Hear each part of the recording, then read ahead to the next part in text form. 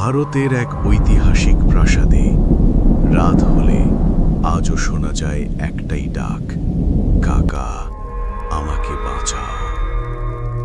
পুনে, শনিবার ওয়াদা। মারাঠা সাম্রাজ্যের গর্ব। দিনে ইতিহাস আর রাতে অদ্ভুত নীরবতা। লোককথা বলে এক কিশোর উত্তরাধিকারী রাজনৈতিক ষড়যন্ত্রের শিকার হয়েছিল এই প্রাসাদেই। তার শেষ আর্তনাদ দেয়ালের ভেতর আটকে গিয়েছে, আর অন্ধকার নামলেই সেই কান্না নাকি আবার ফিরে আসে।